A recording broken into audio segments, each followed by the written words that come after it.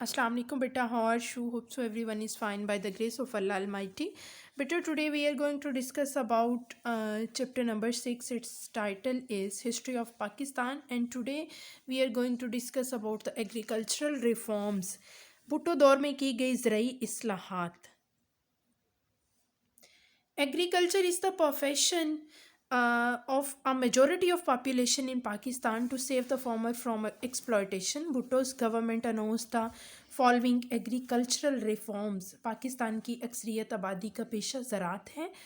भुट्टो ने किसानों को इस्तेहसाल से बचाने के लिए दर्ज झैल इस्लाहात का ऐलान किया. First one, the limit of land ownership.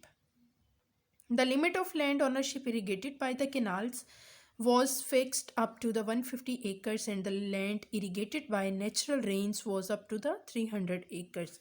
The land beyond these limits was confiscated and distributed among farmers and peasants. By March 1976, 1.5 million acres of land was distributed to the farmers.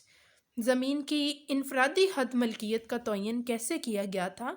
ज़मीन की इनफरादी हद मलकियत 150 एकड़ नहरी और 300 एकड़ बरानी मुकर्रर की गई थी. ज़ायद ज़मीनें ज़मींदारों से लेकर मज़ारीन और जो काश्तकार थे बिला मुआवजा बग़ैर मुआवजा तकसीम कर दी गई. Second point, land ownership of government servants.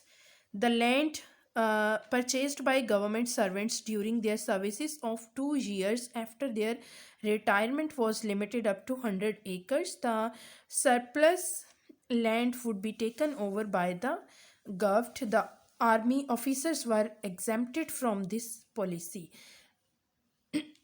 In this point land ownership for government servant, सरकारी मुलाजमीन के लिए ज़मीन की मलकियत की जो पॉलिसी बनाई गई थी उसमें क्या कहा गया था? भुट्टो ने पॉलिसी में तय किया कि वो सरकारी मुलाजमीन जिन्हें मुलाजमत के दौरान और रिटायरमेंट के बाद 2 साल के अंदर ज़मीन खरीदी थी, ऐसे मुलाजमीन के लिए 100 एकड़ ज़मीन महदूद कर दी गई कि वो बाकी ज़मीनों पर हुकूमत का कब्ज़ा हो जाने की पॉलिसी बनाई गई और फ़ौजी अफसरान पर इस शिक का इतलाक़ नहीं होगा. पॉइंट नंबर 3 है limit of land for educational institutions. No one except for educational institutions.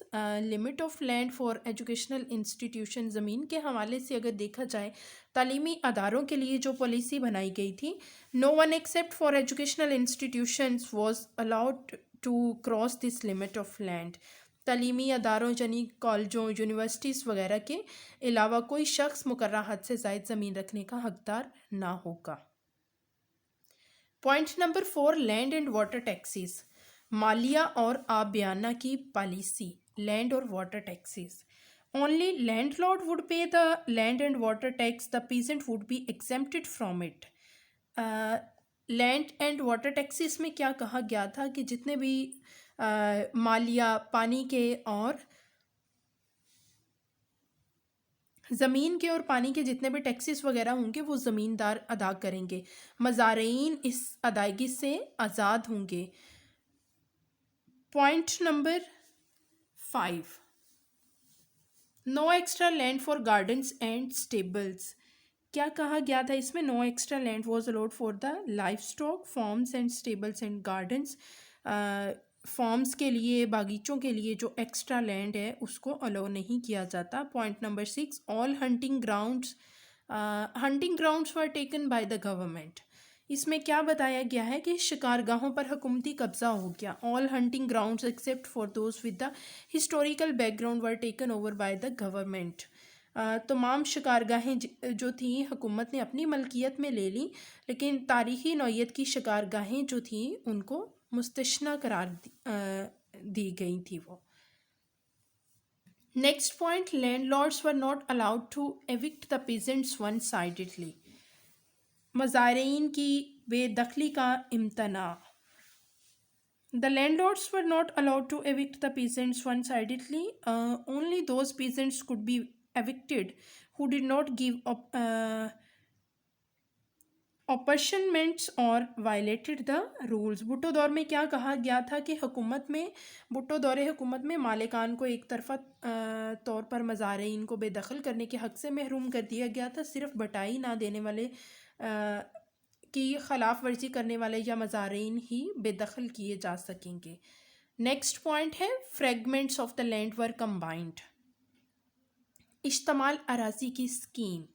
اس میں کیا بتایا گیا؟ Fragments of the land were combined under a new scheme named consolidation of land. حکومت نے زمین کے جو چھوٹے چھوٹے ٹکڑے تھے، کتاب تھے، ان کو اکٹھا کرنے کے لیے اشتمال اراضی کے نام سے ایک نئی اسکیم بنائی۔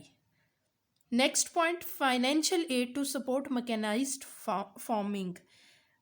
Financial aid was given to the انجمن امداد باہمی to support mechanised farming in Pakistan and its services and work were recognised. Pakistan میں مشینی کاشت کے لیے تحریک امداد باہمی کی حوصلہ افزائی کی گئی اور امداد باہمی کی انجمنوں کی مدد کے لیے جو رقم تھی وہ مختص کر دی گئی تھی۔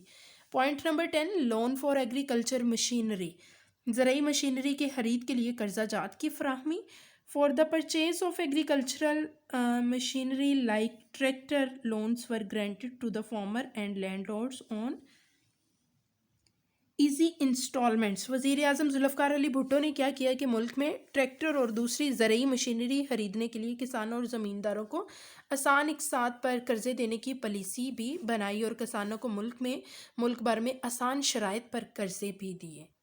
These were the agricultural reforms. You have to memorize it.